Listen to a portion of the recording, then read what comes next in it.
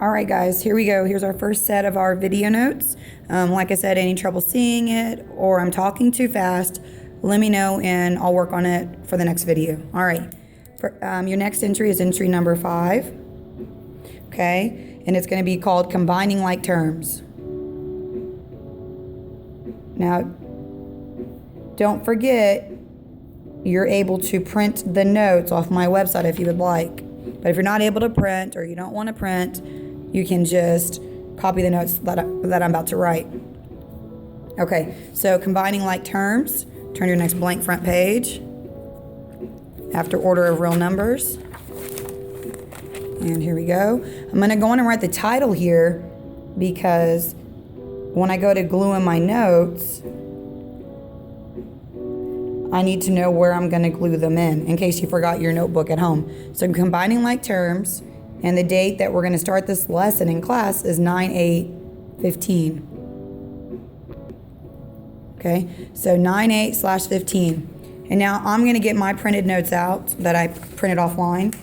Well, they're mine, but you can print them offline. Okay, and it says combining like terms and the distributive property. All right, so term is the first one we're going to talk about, and a term is a number, variable, or product. Make sure you can see what I'm writing. A term is a number, variable, or product of a number and one or more variables. So, example of a number, let's say 5. A variable, the most common one you're familiar with, x. And then the product of a number and a variable, well, let's just call that 5x. All right, now let's talk about a coefficient. A coefficient is the numerical factor,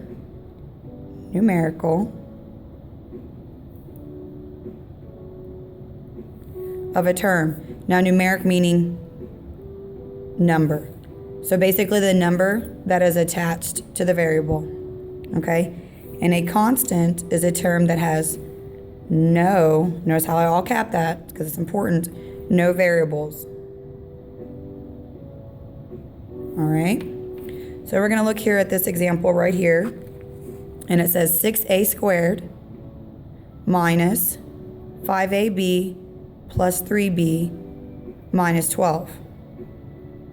Okay, so that's an example of an expression because there's no equal sign, so it's not an equation. And we're going to look right here. I got 1 term, 2 terms, 3 terms, and 4 terms. Okay, so there are a total of 4 terms, and they're separated by a subtraction, addition, and subtraction. So they're going to be separated by some sort of addition or subtraction operation. Now, the 6 right here, the 5, and the 3, those are all the coefficients. And then this 12 right here that I'm going to circle is your constant. Okay? And that's just the number itself. Now we're going to talk about like terms, and like terms are just what it is, terms that are alike. So like terms have exactly the same variable, and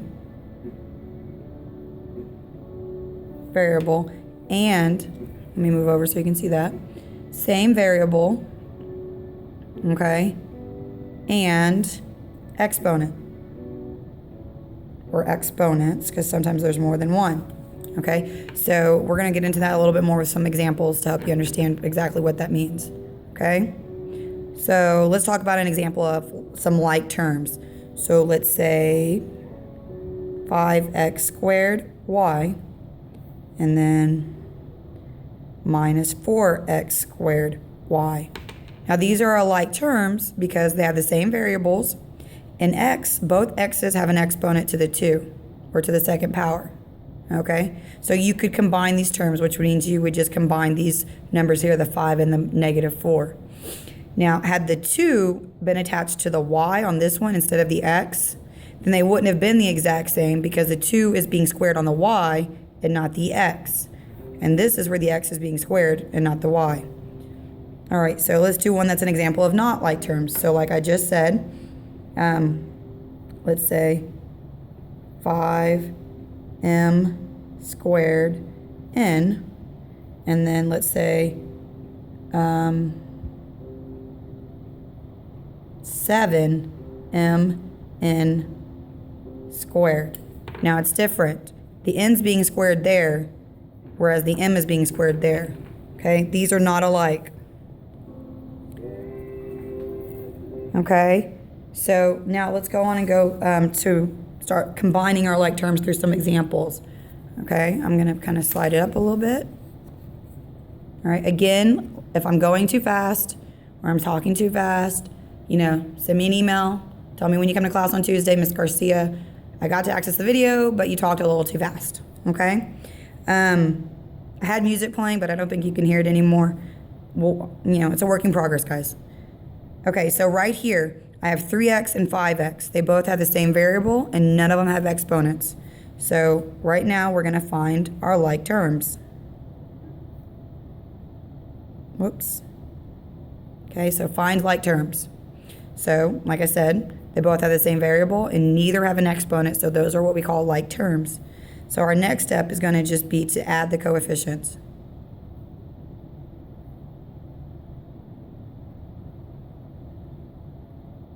Okay, so the coefficients are our numbers, 3 and 5. Well, 3 plus 5 is 8, and then just attach your x. So then your answer would be 8x. Over here on B, it's a little bit bigger, but it's still the same concept. We're still going to apply things that are alike, are the same. So notice how we have c squared and then we have c. Okay? They do have the same variable, but the exponent is here and there's not one here. So therefore, they are not like terms. So when I first start doing this, the best thing for you to do is you want to draw shapes around, matching shapes around terms that are alike. So, and it's very important that you want to include the sign that goes with it. Now, if there's not a sign, say for example, the plus 7c, you'll want to include that plus 7 because you know that it's a positive 7 because it's telling you to add. So plus 7c, not alike because it doesn't have c squared. 6 is a constant. And then over here, plus c squared. So I'm going to include the plus c squared, the plus sign, and I'm going to box it. Now remember, there's a 1 right there in front of that c squared. It's an imaginary 1. Let's go right here to the step 1 real quick before I forget and put find like terms because we're already doing that. I just need to write it down so you know to do it. All right, and 2 and then 3c. So none of those go with the c squared. So now let's go and look at the 7c. Okay. I'm going to try to make a triangle with this. It's kind of cramped up, so just do your best. All right, and here's my other one. And notice how, again, I'm including the sign with it so I know what I need to do. And then for my constants, I just like to circle those. So plus 6 and then minus 2. Okay? So right now, we're going to focus on the squares or the rectangles or whatever yours looks like. So I have negative 5c squared and positive 1c squared. So basically combine those. So you got negative 5 plus 1, which is going to give you a negative 4. So negative 4c squared. Okay, now let's go to the triangles. I have positive 7c and I have minus 3c, which is basically a negative 3c. So 7 minus 3 would give me 4, and it's a positive because I have more positives. So plus 4c. Notice how I put my my exponent there. Don't forget that. That's very important. If you leave it off, then those would be the same. Those would be like terms. Now look at our plus 6 and our minus 2. Combine those, and you get plus 4. Okay? And that goes with that second step, which is to add the coefficients.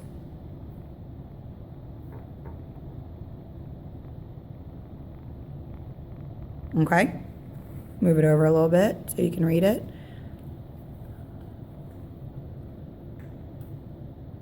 Okay, so whenever you're looking at these, when they're long problems like this, it's a long expression like this, take the time and put shapes around the ones that are alike, because it's very easy when they get really big like this to make a mistake. So until you get comfortable with it and you're familiar with it, you need to make sure that you're using some sort of shaping system or a color system. I would just do shapes because you're not always going to have, colors on you.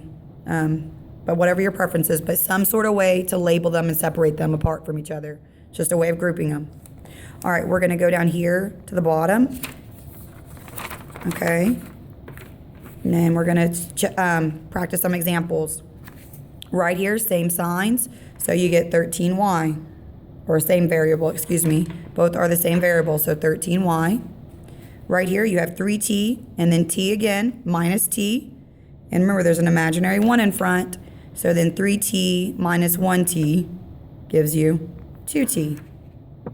Over here, on negative 9w cubed minus 3w cubed.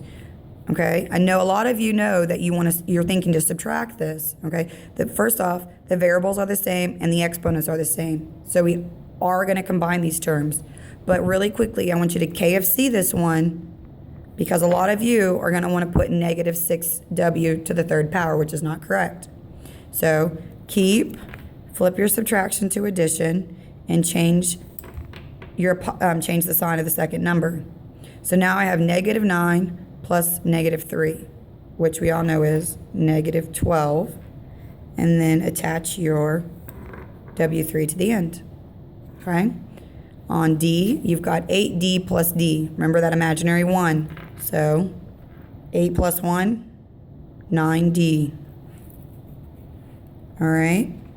Over here, we got a little bit more stuff. We have 4 terms here, okay, with 2 different, we've got a variable and a number, and then we also have just our constant. So I'm going to go ahead and put my box around my like term. So 3m, 2 is not the same, and then I've got 6m, and don't forget to include the plus 6. That way you know it's a positive, because if you don't, you're not going to know what to do with it. My constant of 2, and then constant of 3.